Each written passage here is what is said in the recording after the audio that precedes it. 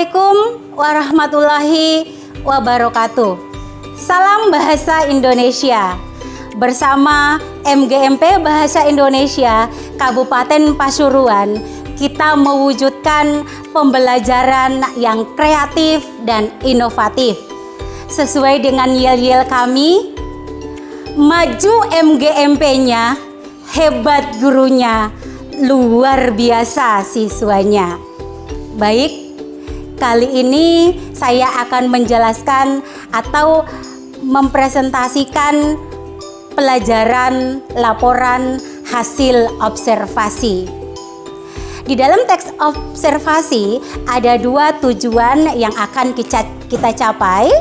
Yang pertama, seperti yang di bawah ini, yaitu siswa dapat mendeskripsikan laporan hasil observasi yang dipresentasikan baik lisan maupun tulisan. Nah, yang kedua, seperti yang ada di samping, ya, siswa mampu menganalisis isi dan aspek kebahasaan dari minimal 2 teks laporan hasil observasi. Tahukah Anda apa sih laporan hasil observasi tersebut? Seperti yang ada di samping, ya, di sini tertulis secara jelas bahwa teks laporan hasil observasi adalah teks yang berisi informasi atau menjelaskan suatu objek dari hasil observasi atau pengamatan dan memaparkan fakta-fakta secara jelas dan rinci. Nah, selain tujuan tadi, kita ada fungsi.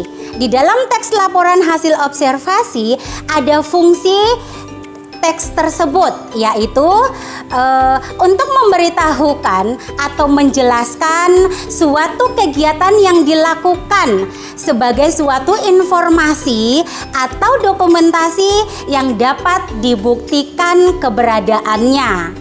Jadi, fungsi teks laporan hasil observasi di sini adalah satu bukti bahwa data yang dibuat adalah benar-benar fakta.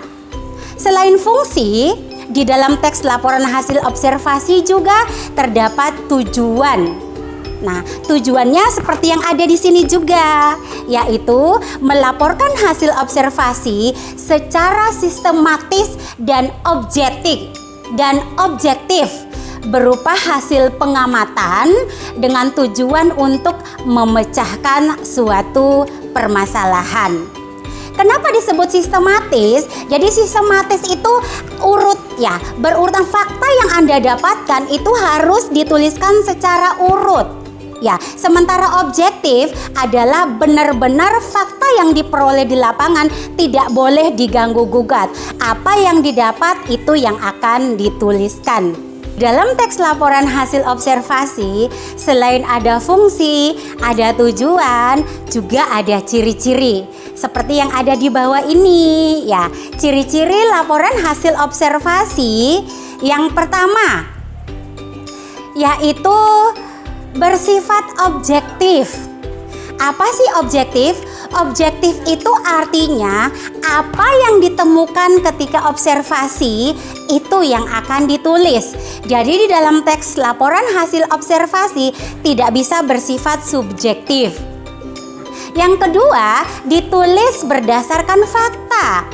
Tentu dinamakan objektif, dinamakan fakta. Ketika kita melakukan penelitian, apapun yang ditemukan itu adalah fakta, dan fakta itu harus ditulis secara runtut.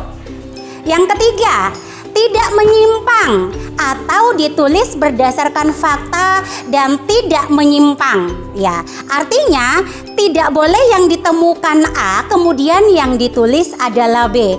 Kesesuaian antara pengamatan dan yang ditulis harus sesuai, ya. Dan yang terakhir adalah ditulis secara lengkap dan berurut. Jadi setelah semuanya menulis secara bersifat objektif, berdasarkan fakta, tidak menyimpang, yang terakhir ditulis secara lengkap. Selanjutnya, di struktur kebahasaan laporan hasil observasi. Nah, di struktur ada 3 seperti yang ada di samping ini. Yang pertama, ada definisi umum. Apa sih definisi umum itu?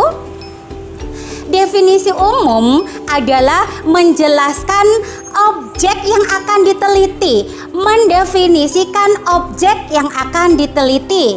Contoh yang kita teliti adalah Museum Angkot. Tentu yang pertama kali dibuat adalah definisi dari Museum Angkot.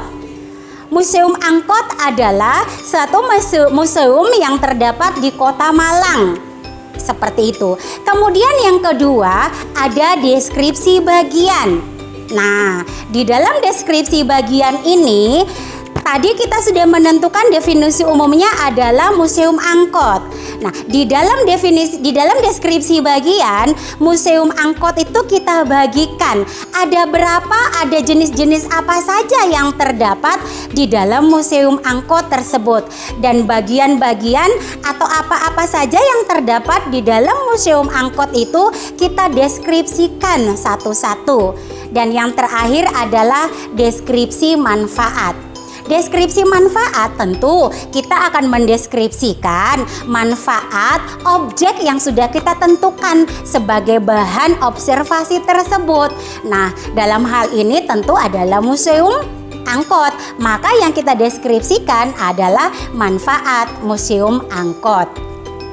Selanjutnya, di dalam teks laporan hasil observasi, setelah kita mengetahui pengertian, kemudian fungsi, kemudian tujuan atau manfaat, kemudian kita mengetahui struktur teks laporan hasil observasi, yang terakhir adalah menyusun atau membuat laporan hasil observasi tersebut.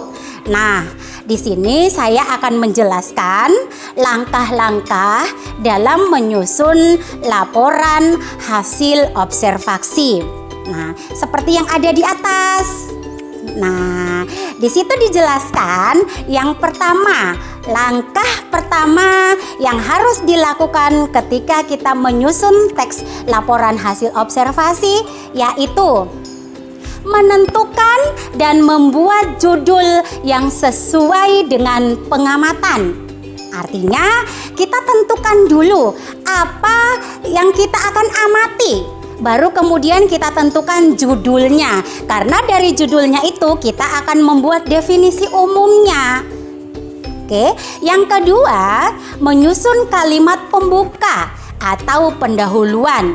Yang ketiga, menyusun isi laporan yang berisi pernyataan umum, deskripsi bagian, deskripsi manfaat. Nah, semua kita akan jelaskan apa definisi umum dari yang kita observasi, kemudian apa deskripsi bagian dari yang kita observasi, kemudian kita tentukan deskripsi manfaat dari objek yang kita observasi. Dan yang terakhir tentu membuat simpulan dan penutup, karena di setiap teks harus ada simpulan dan penutupnya. Baik, itulah hasil presentasi saya atau hasil pembelajaran kita tentang laporan hasil observasi. Selanjutnya tentu jangan lupa untuk like, subscribe, dan komen. Dadah. Wassalamualaikum warahmatullahi wabarakatuh.